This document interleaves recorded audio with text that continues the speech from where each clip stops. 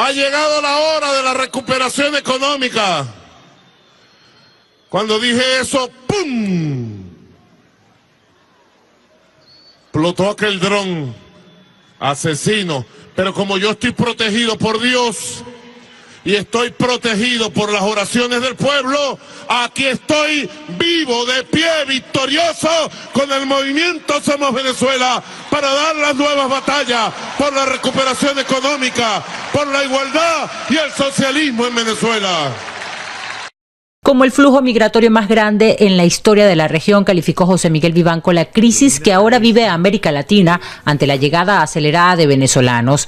Asegura que los países deberían presentar una respuesta colectiva y articulada que permita colaborar con los desplazados y darle la oportunidad de rehacer sus vidas temporalmente. Que se les entregue un estatus migratorio temporal de protección a todos, sin distinción, similar a lo que entendemos en los Estados Unidos como el TPS. El documento de 38 páginas fue realizado durante los meses de julio y agosto. Además de mostrar la manera como viven los migrantes, también refleja los esfuerzos realizados por Colombia, Brasil, Perú, Ecuador, Argentina y Uruguay para legalizar el estatus de los venezolanos recién llegados. La mayoría de la gente que está saliendo hoy de Venezuela cruzando las fronteras a pie es gente que realmente sale con lo opuesto. Y otro punto muy importante es que estamos viendo gente que solía apoyar al gobierno venezolano tiempo atrás,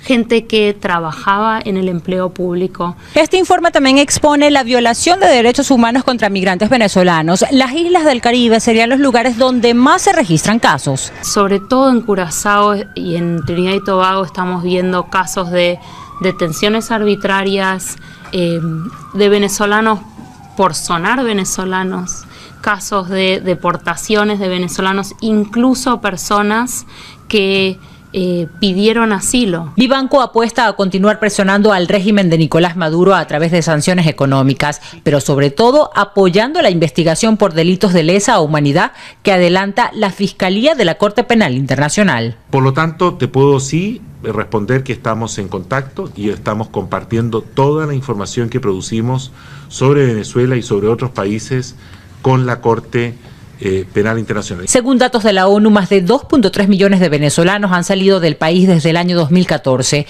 Sin embargo, el informe revela que el número sería superior debido a la existencia de casos no registrados por las autoridades. En Miami, Doricera Alvarado.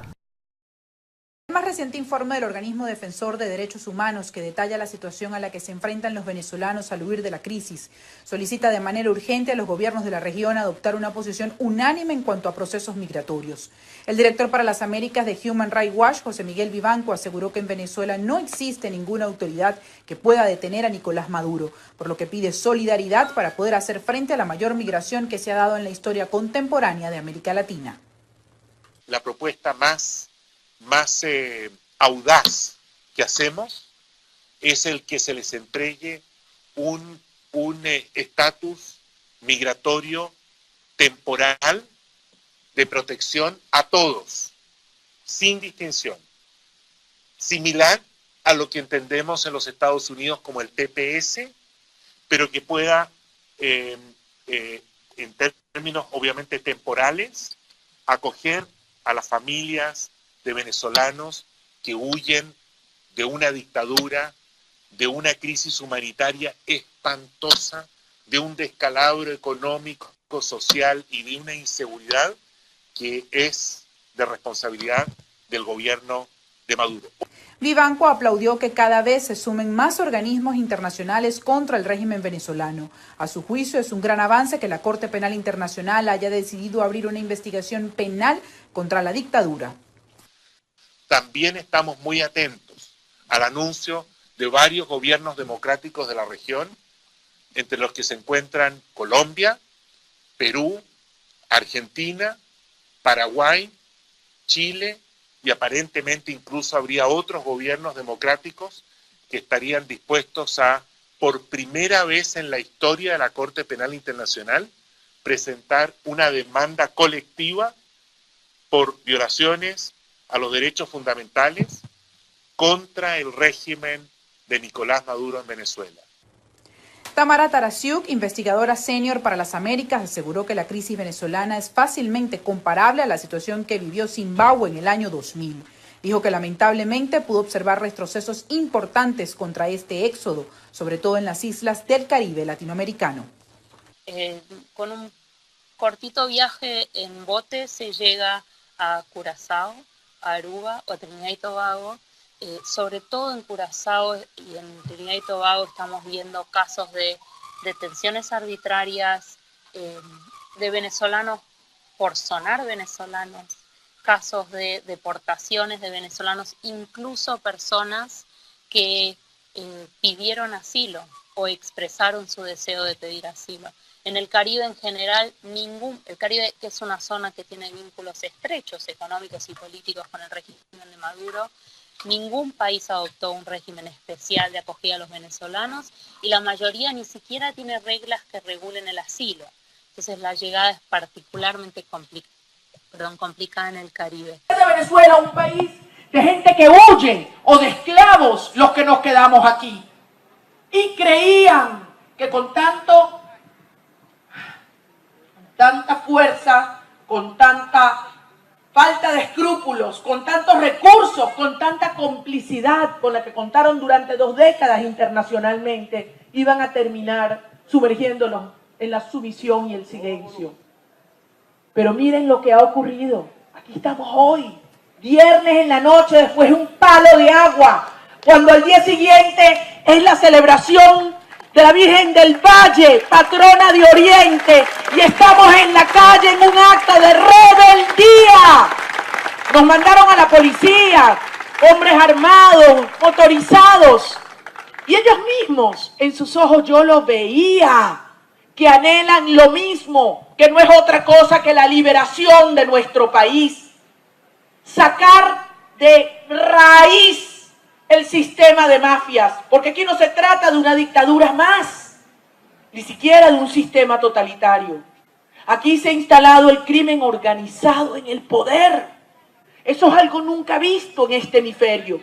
Por lo tanto, lo que nosotros hemos hecho, los venezolanos, durante 2 décadas, es algo extraordinario, de lo cual nos tenemos que sentir profundamente orgullosos como generaciones. Resistimos, aguantamos, los llevamos al límite, a un paso del quiebre en varias oportunidades. Y el pueblo de Venezuela lo ha entregado todo. Y el año 2017 logramos algo que era indispensable.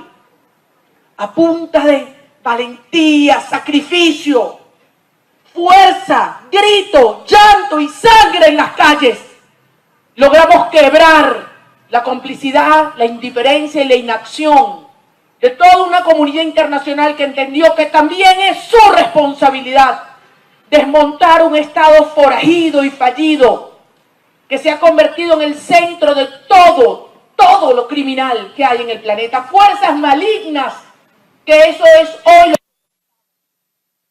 Pero fuimos más allá y manteniéndonos firmes, hablando con la verdad, apegados a nuestros principios, logramos quebrar otro de esos pilares que sostenían esta dictadura, que es nada más y nada menos que ese silencio hegemónico en la Fuerza Armada Nacional. Porque ustedes y yo sabemos que allí también se le voltearon a Nicolás Maduro, al extremo que ha tenido que someter a la humillación a los oficiales y soldados, reuniendo generales y almirantes y amenazándolos que el que mantuviera la relación con su familia perdería su carrera. Les pregunto, ¿así estará por dentro el liderazgo o el no liderazgo, el absoluto irrespeto a Maduro dentro de la Fuerza Armada Nacional, que tiene que amenazarlos con perder su carrera y perseguirlos si mantienen la relación con sus hijos, con su madre, con sus esposas?